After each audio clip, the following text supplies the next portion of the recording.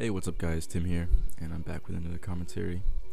Today I'll be talking about art and poetry and language, words, and how that all connect you'll find out momentarily.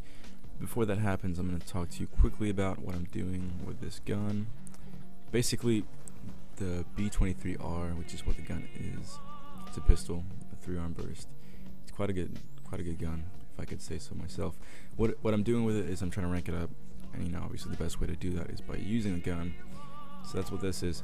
I picked the gameplay, well, for one, I don't have a lot of gameplays recorded, and two, it's quite exciting. I just run around. I think the end score is somewhere in the 40s, and I get like 13 deaths. But anyway, that's not what this is about, and in no way does this clip relate to anything I'm talking about. But hopefully you can just enjoy the video, or maybe click away and do something else while you listen to me talk. Because what I have to talk about is quite interesting, and I guess I can just start.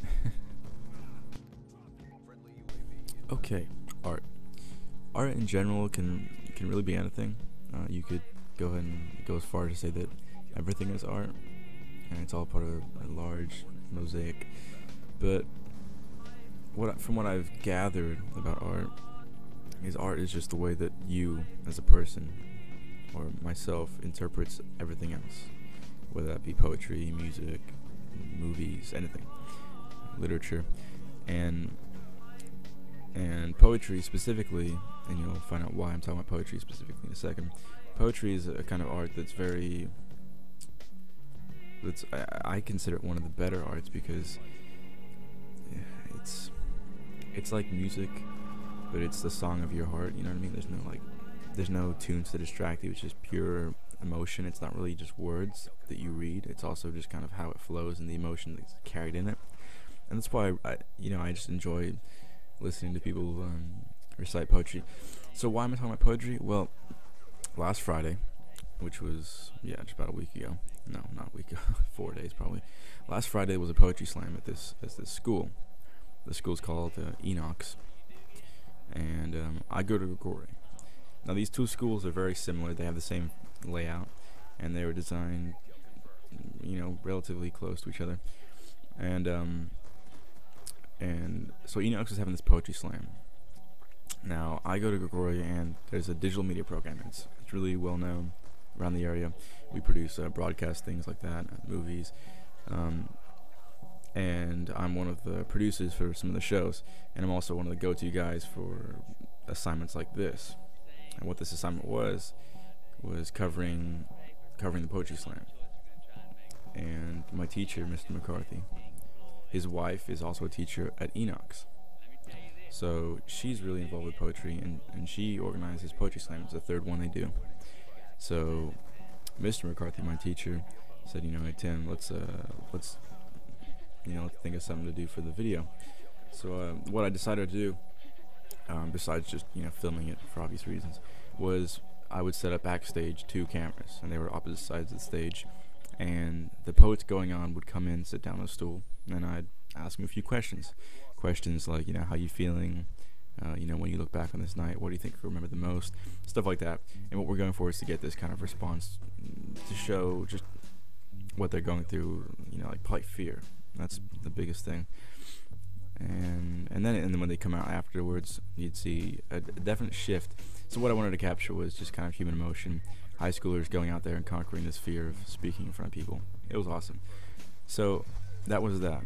But also at the poetry slam was this kind of celebrity in the poetry world named Taylor Molly.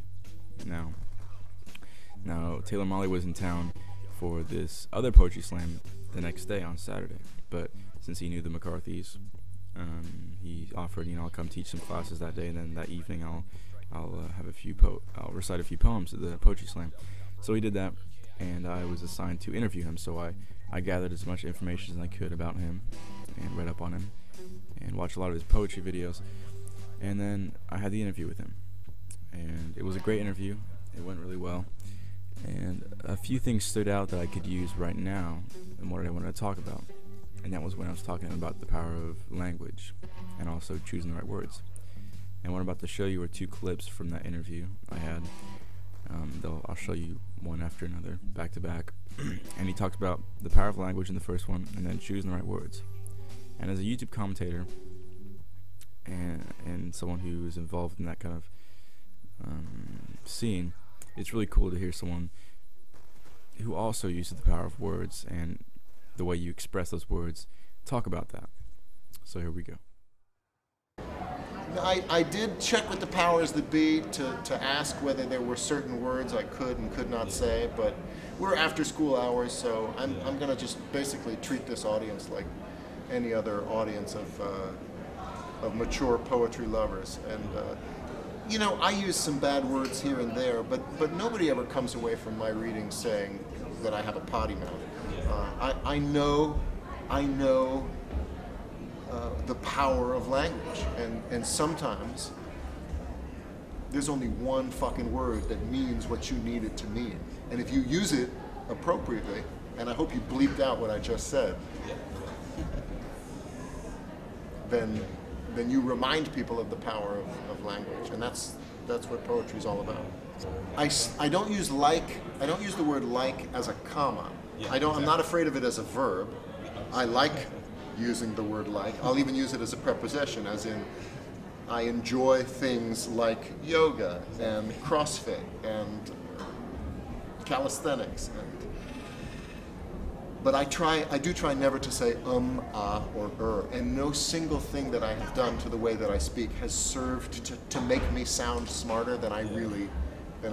And that's why people sometimes think you're speaking in poetry community. Oh, I know. In fact, one of my friends, Sarah Kay, who has now become an internet sensation herself, once said to me that what she liked about my poetry is that she could never tell when I was reciting a poem and when I was just talking. And that either means that I have a very conversational style of poetry, or it means I have a very poetic style of conversation. Either way, I'm happy with that. So there you go. He's quite an interesting guy, and I will link some of his videos in the description. There are a few poems that I really enjoyed, and I think you guys would get a kick out of them, and also some kind of sad ones that are very emotional, and they're also very enjoyable. In the first one, he was talking about using the right language, and what I asked before he said that, the question I asked was, you know, what did you have to filter when you were asked to do this? You know, this is a high school event. How much were you planning on filtering, or what poems were you picking based on that? And what he said, you know, because this was a censorship-free event, and you don't see that a lot in high school events. We have this this American Idol type thing at every year at our school, and they don't really mention the fact that it's censorship-free, probably because it isn't. And the fact that they don't capitalize on that is, I don't really enjoy that. I think, you know, our society is, you know, based on, you know, freedom of speech, and to coddle that just because it's a high school environment and they're maybe not adults yet. Anyway, so yeah, so he could have said anything he wanted, and what he said was, you know, when in art, if you have to say, you know, maybe a bad word, it's really okay, as long as, because if you're just going off and being really vulgar, you know, that's not really art. But sometimes, you know, like you said, there's that perfect word that you have to say, and I think that's really great. And that's kind of my look on life. You know, I don't really, not life in general, but using bad language. I don't use bad language a lot. I rarely do. But when I do, it has more of an impact and more meaning behind it. And, you know, if you talk to people that hear me say it, they'll probably agree. Than someone who, you know, uses the F-bomb every time they say the word the. So the fact that he's eradicated that from his vocabulary, and, you know, what he said was, you know, it's made him sound way more intelligent. It's true. If you listen to some of the commentators on YouTube that have really mastered the art of commentary, the reason they're so enjoyable to listen to is because they can articulate their words in a way that is pleasing and it's easy to listen to. With me, not so much. So yeah, that's what I want to talk about: power of language and choosing the right words, and I guess poetry a little bit. So yeah, like I said, I'll link some of his videos. And yeah, just another quick note: The first Gambler Man will be out pretty soon. I've recorded it. It went really well, surprisingly. I just got lucky. And I got another commentary coming pretty soon. I'm going on vacation like in the next week. So Friday what is Friday? Friday is the 14th. I'll be leaving on Friday the 14th, and I'll be getting back, a week later. I will be able to upload, so I think I will. So yeah, that's just that. But yeah, that's all we have. Hope you enjoyed the gameplay. Hope you enjoyed the insight on power of language and poetry. I'm not really the person to talk to as far as knowing a lot about them. I'm just kind of reflecting my opinion on them and what I've gathered. So yeah, if you have any comments about Taylor Molly or something like that, I could feel free to ask. Actually, I'll try to answer them. And have a good day, guys.